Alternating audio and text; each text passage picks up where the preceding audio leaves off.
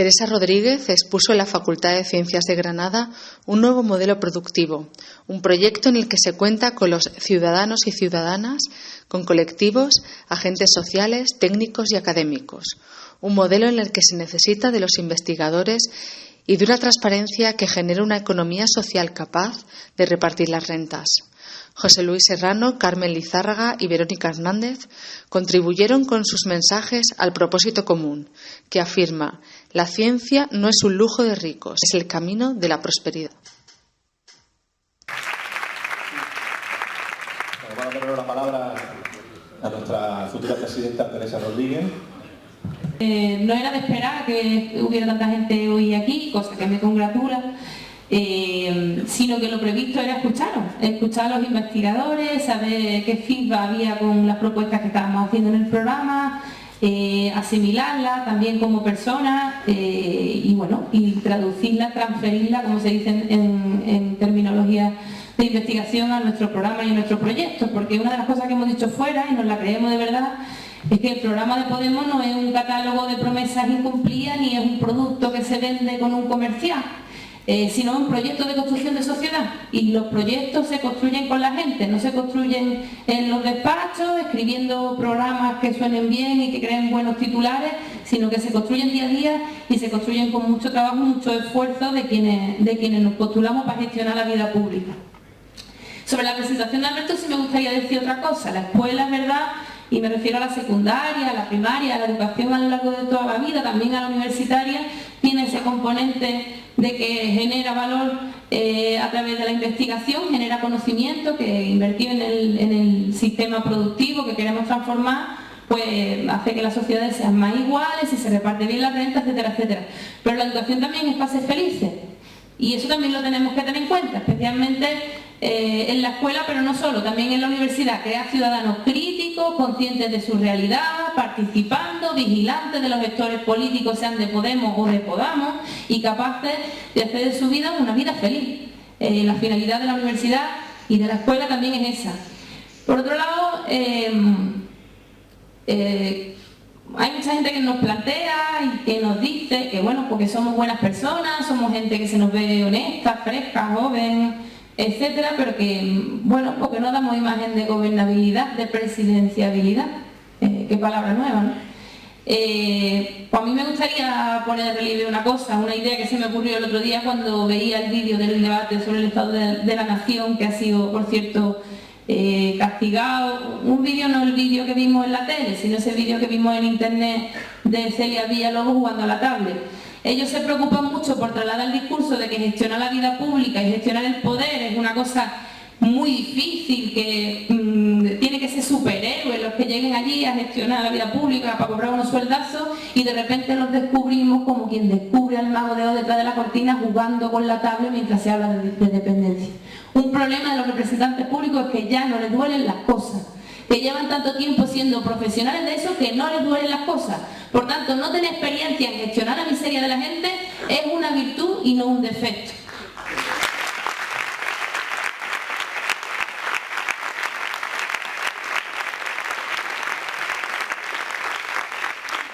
Mirad, el sábado pasado estuvimos en Londres haciendo un acto con andaluces y andaluzas que habían emigrado, y nos encontramos con distintas generaciones, con gente que se había ido por distintos motivos, con gente, había efectivamente gente que había ido con su título, pero gente que también había ido con su capazo de herramientas.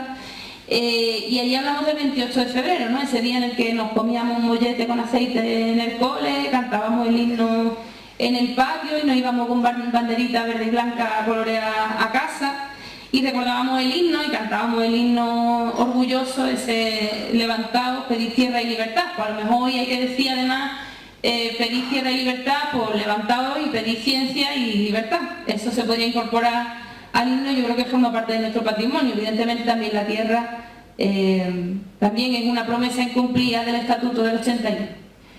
Ese Estatuto del 81, que tenía en sus principales prioridades acabar con la situación de dependencia, subalternidad de la economía andaluza. Y bueno, pues hoy podemos hacer balance. Han pasado muchos años desde entonces, han pasado 33 años, que son los que yo tengo, y quizá habría que pedirle cuenta a quienes no hicieron los deberes, Cuando hoy pues, seguimos siendo la región, la autonomía, con más desempleo de la Unión Europea, cuando ya tenemos 1 millón de personas en situación de pobreza severa, cuando 1/4 de los niños y las niñas andaluces están por debajo del umbral de la pobreza.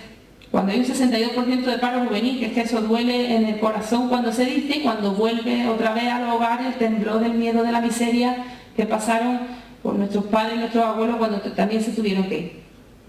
Y hay que recordar también que, bueno, pues 36 años de gobierno socialista han generado unas cifras que son muy concretas, y es que hoy tenemos más parados, más tasas de desempleo y aportamos menos a la renta nacional que en 1981, es decir, la brecha entre Andalucía y el resto de España no se ha cerrado.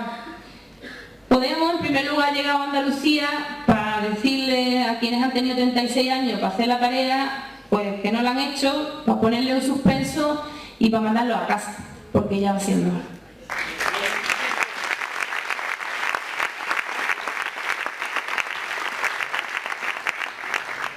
Y allí habían pues abuelos, recuerdo una pareja de la línea de la Concepción, de Cádiz, que se tuvieron que ir en su momento primero a Cataluña con una maletita de cartón y luego acabaron en Londres.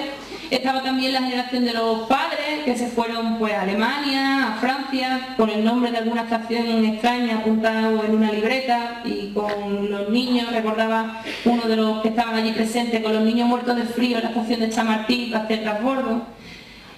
Sueños que siguen teniendo nombre, apellido y rostro, y que hoy son pues los hijos y las nietas que un día se meten en una página de low cost para comprarse un billete de solo ida y ver las lágrimas de sus madres a través de la pantalla del escáner. Esa es la realidad. Al final, la síntesis de nuestro programa es conseguir una Andalucía a la que merezca la pena volver y donde se pueda vivir. Sin embargo, pues lo que ha habido son 36 años de sequía.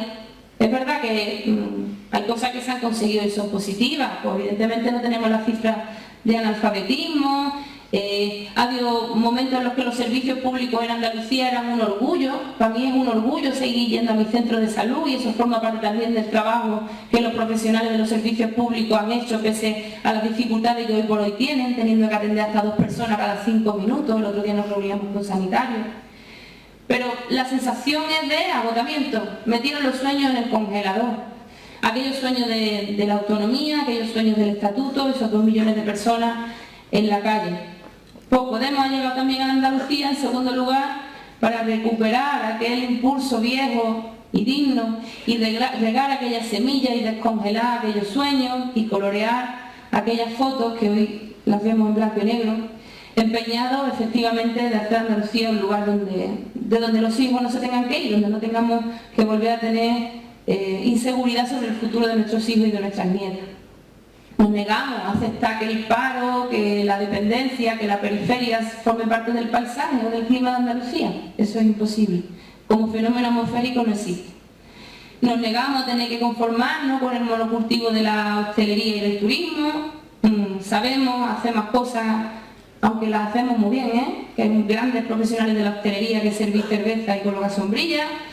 Y sentimos también como propio, y a mí me gustaría decirlo aquí, recién abandono el Parlamento Europeo, para decir que sentimos como propio también el impulso del pueblo griego, que ante la Troika pues, está exigiendo su derecho a prosperar, a salir de la crisis, y denunciamos lo tramposo de la estafa de la deuda. Y lo seguimos diciendo también hoy, aunque presentemos un programa de medidas muy concretas y muy viables.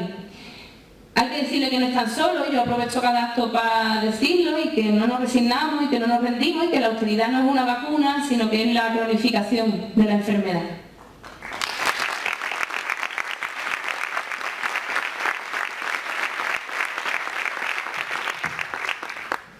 Hay que hacer un balance de las políticas económicas que se han hecho en estos 36 años. Fijaos, hay 2 grandes errores o 2 grandes políticas que han resultado erróneas por parte de los gobiernos de la Junta de Andalucía. El primero es atraer a cualquier precio grandes inversiones de capitales extranjeros. El bienvenido a Mr. Marshall. Se fueron millones en subvenciones a empresas que vinieron aquí, se llenaron los bolsillos, a cambio se suponía que tenían que mantener el empleo en Andalucía, y luego se fueron. Se deslocalizaron, se fueron a Polonia, se fueron a Marruecos, y no quedó nada más que bolsillos llenos por parte de los andaluces y las andaluzas, y un montón de familias que ahora tienen, las personas que trabajaban 45 años, no hay manera de que encuentren un empleo. La segunda cosa es el despegue económico mediante subvenciones públicas que al final han creado redes clientelares y estructuras dependientes. Pues esas dos políticas, el resultado que han producido es que pues, hoy las cifras de paro sean más alarmantes que en el año 81. Salir de la crisis, y cuando digo salir de la crisis no me refiero a los mismos términos en los que el señor Mariano Rajoy entiende que sale uno de la crisis, decía Zizek, el filósofo, que la luz al final del túnel seguramente es un tren que viene de frente, ¿no? Por la salida de la crisis pasa un poco por esa metáfora. Salir de la crisis en Andalucía requiere un proceso de cambio muy profundo de las bases estructurales de la economía y de la sociedad, y esa frase tan grandilocuente tiene que ver con un programa que no es un conejo que se saca de una chistera, que es una reflexión profunda y seria con los profesionales, con los estudiosos, con los académicos, con los trabajadores y las trabajadoras, para decidir qué modelo productivo nos puede sacar a medio plazo de esta situación de su desarrollo. El objetivo es aumentar la productividad. Fijaos, la salida de la crisis se hace a costa fundamentalmente de los costes salariales. El modelo, decía Pablo Iglesias, es el de Bangladesh. Ya que hablan tanto de los modelos que nosotros supuestamente tenemos para construir, por suyo es el de Bangladesh, que seamos competitivos y exportemos más a base de bajar los salarios. Si es que te va a un chino y ya encuentra otra vez productos made in Portugal y made in Spain, dice, mira qué bien, ha vuelto el made in Spain, dice un titular. Y cuando rasca uno un poco más, se da cuenta de que hay muchas empresas chinas que han vuelto a producir aquí porque es más barato para exportar al resto de Europa gracias a la bajada de los salarios. Se incrementa el número de personas que trabajan para seguir siendo pobres. Habrá más desgracia en la vida que tener que trabajar y encima seguir siendo pobre. Pues esa es una realidad cada vez más extendida. Y tiene con la poca vergüenza el PP de decir que bueno, que empleos se generan, que no nos podemos quejar por eso. Pues no se trata de ponerlo sobre los costes salariales, no se trata de ponerlo sobre la espalda de los trabajadores y las trabajadoras, se trata de aumentar la productividad, y eso pasa sin duda por una economía social y de conocimiento. ¿Por qué economía social? Porque otro aspecto que queremos en nuestro modelo productivo es repartir la renta. No vale tampoco salir de la crisis a costa de que la desigualdad cada vez sea mayor. En España la desigualdad crece al doble de la media mundial. Somos el segundo país más desigual de la Unión Europea después de Letonia. No era verdad que había que apoyar el hombro, era mentira, era una excusa para hacernos caer a la mayoría y enriquecer a los que nunca estuvieron en crisis. Y esto no hay que lanzar a andar ni la crisis es una cosa.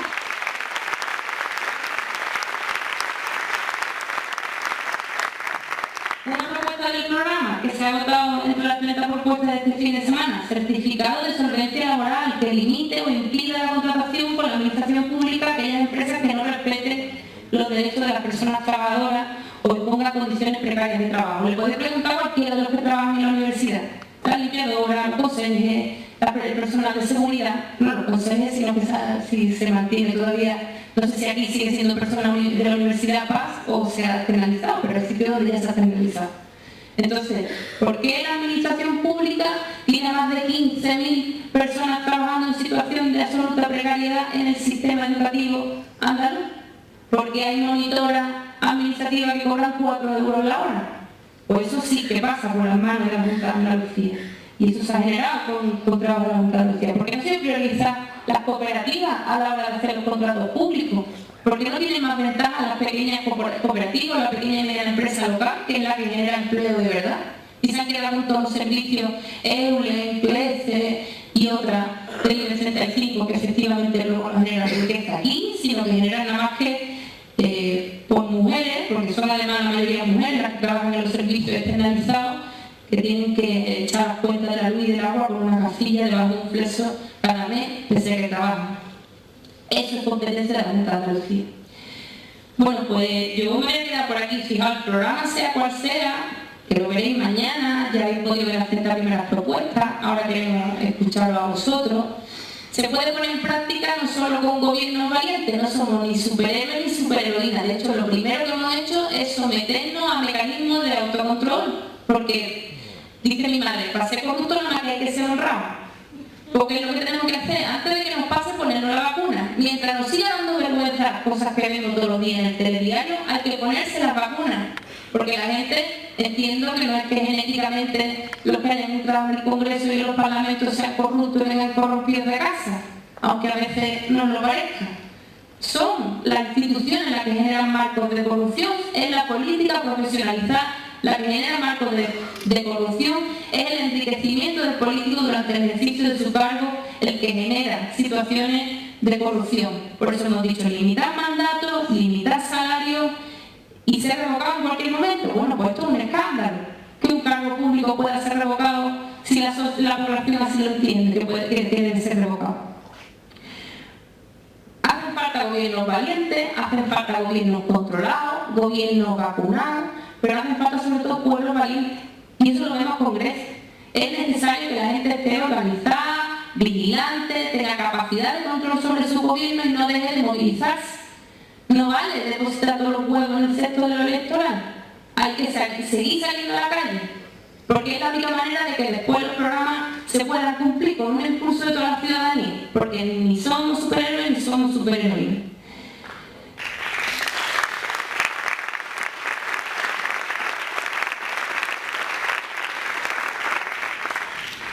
Y yo me voy a quedar casi que aquí. Insisto, me gustaría escuchar a vosotros. Hablemos de ciencia, hablemos de cambio de modelo productivo, contarnos el feedback que os haya podido dar las 30 propuestas y agradeceros mucho que me hayáis escuchado esta mañana y que hayáis venido tanta gente a una reunión que se pretendía de trabajo, un acto pequeño y se ha convertido en algo parecido a un mitin. Muchas gracias y un abrazo y nos veremos otra vez en Granada durante la campaña.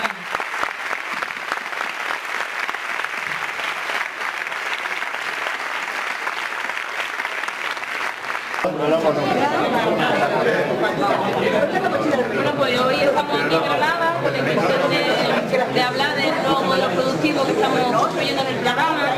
Llevamos 2 semanas debatiendo con colectivos, con agentes sociales, con técnicos, con académicos, acerca de las distintas partes del programa. Nuestro programa no es un catálogo de promesas incumplidas, sino es un proyecto que se va construyendo con la sociedad andaluza, porque entendemos que quienes quieren que dar un paso al frente son los ciudadanos implicados en las distintas áreas, que se han visto desplazados en muchos casos por la administración, incluso estorbados en su trabajo por la propia administración. Nos hemos encontrado muchísima gente en esa situación con la que queremos interpelar día a día durante la campaña y después de la campaña, porque insisto, el programa es un proyecto de Andalucía que se construye cada día. Sobre este particular que tiene relación con el modelo productivo, a mí me gustaría decir en primer lugar que lo que nos toca hacer son los deberes que nos han hecho 36 años de gobiernos del PSOE.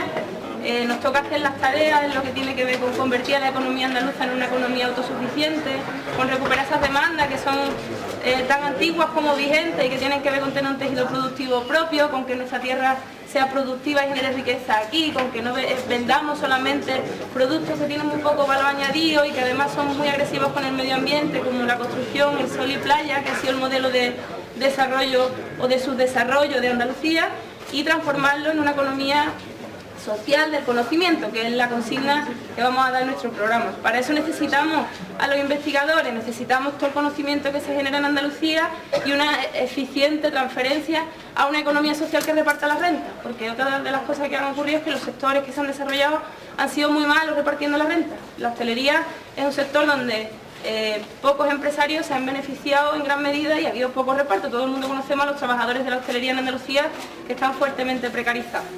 En ese sentido, el 28 de febrero estuvimos en Londres y recuerdo el testimonio de un joven investigador que había estudiado 2 carreras, que era biólogo, y que decía que no se explicaba de qué manera sus padres habían invertido tanto esfuerzo y tanto trabajo en que pudiera estudiar esas 2 carreras, incluso los contribuyentes hayan invertido en becas y en apoyo a los estudios de esta persona, de este investigador, tantos recursos para que luego donde se fuera a generar valor fuera a otro país, ¿no? En este caso al Reino Unido y a Londres.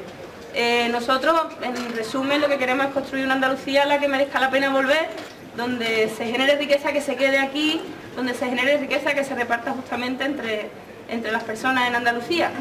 Un programa económico no es un conejo que se saca de las chisteras, no son planes que se sacan justo cuando se está en campaña después de 36 años de no haber hecho los deberes, sino son líneas hacia las cuales caminamos y desde luego si se camina en dirección contraria como se ha hecho a lo largo de estos 36 años, por lo que hay que pedir cuenta a quienes no han cumplido sus compromisos.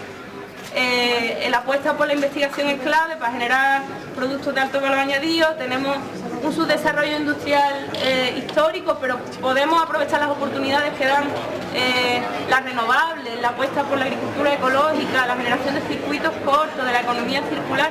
Estamos en condiciones de aplicarla a nuestro propio modelo autóctono de desarrollo en Andalucía y es exactamente la tarea en la que nos estamos implicando.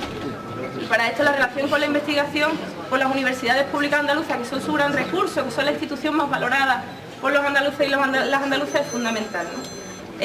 Frente a eso, pues nos encontramos, por ejemplo, que la apuesta por la formación, en concreto por la formación para el empleo, sigue siendo cuestionada hoy.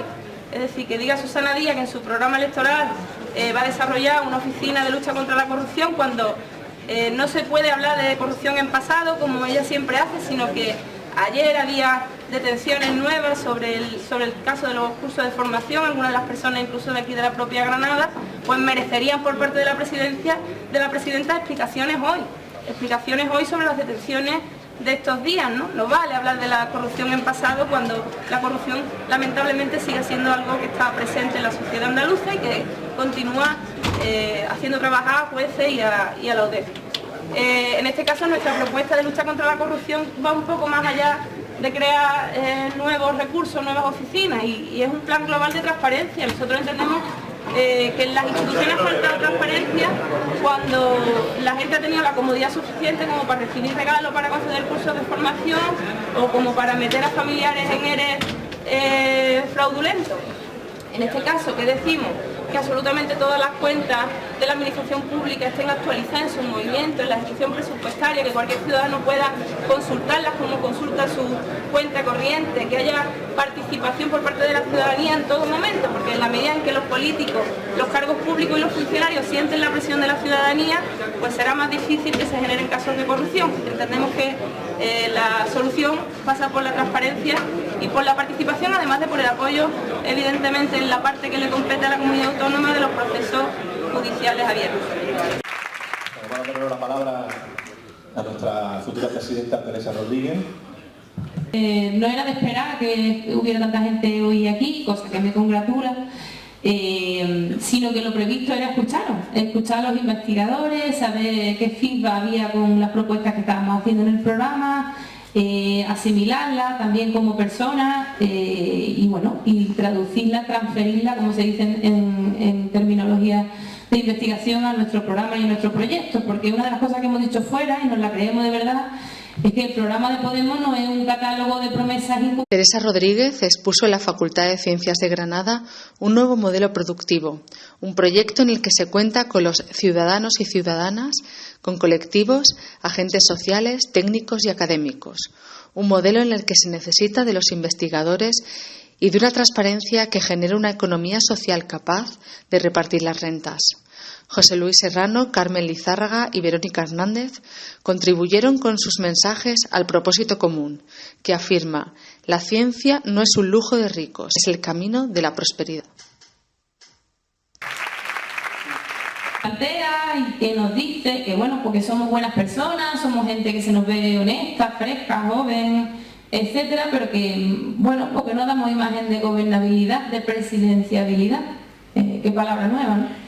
Pues a mí me gustaría poner en relieve una idea que se me ocurrió el otro día cuando veía el vídeo del debate sobre el estado de la nación, que ha sido, por cierto, castigado. Un vídeo, no el vídeo que vimos en la tele, sino ese vídeo que vimos en internet de Celia Villalobos jugando a la tablet.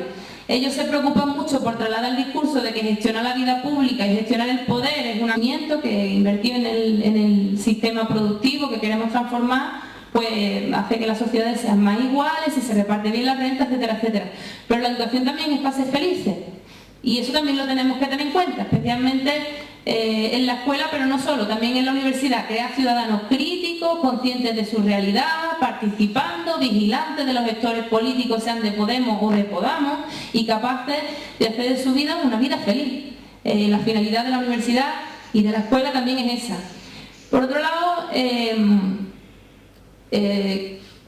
mucha gente que no cumplía ni es un producto que se vende con un comercial.